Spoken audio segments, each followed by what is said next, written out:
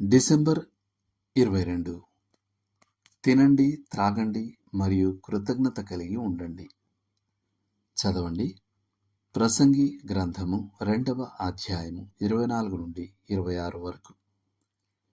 అన్నపానములు పుచ్చుకొనుట కంటేను, తన కష్టార్జితము చేత సుఖపడుట కంటేను నరునికి మేలుకరమైనదేదియూ లేదు. ప్రసంగి 2:24. తినండి, త్రాగండి, సంతోషించండి, ఎందుకంటే రేపు మనం చనిపోతాం అని సొలొమోను సమర్థించట్లేదు. అది విధివాదం యొక్క తత్వచింతన, విశ్వాసం కాదు. అందుకు బదులు ఆయన మీకు ఏముందో దానికై దేవునికి కృతజ్ఞతలు చెప్పండి మరియు దేవుని మహిమ కోసం దానిని ఆనందించండి అని చెప్తున్నాడు. పౌలు మనము అనుభవించుటకు సమస్తమును ధారాళంగా దయచేయు దేవుని యందే నమ్మకం ఉంచమని మనలను కోరినప్పుడు ఈ వైఖరికి తన ఆమోదాన్ని తెలియజేశాడు.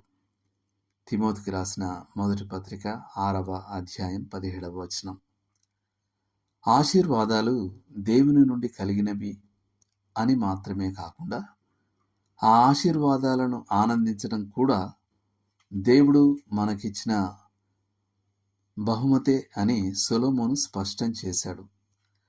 ప్రసంగి 2:24.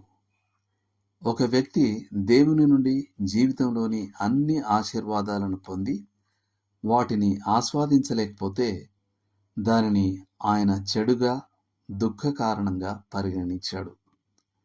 6వ అధ్యాయము 1 నుండి 5 వరకు. యూదులు పర్ణశాలల పండుగ సమయంలో ప్రసంగి గ్రంథాన్ని ఎందుకు చదువుతారో అర్థం చేసుకోవడం సులభం.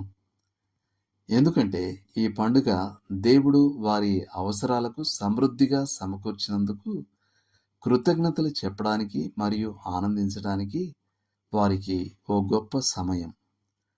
భోజనం దగ్గర మంచి ఆహారం మరియు మంచి జీర్ణశక్తి ఇచ్చినందుకు ధన్యవాదాలు అని ప్రార్థించిన రైతుకు సొలొమోను దేని గురించి రాస్తున్నాడో తెలుసు.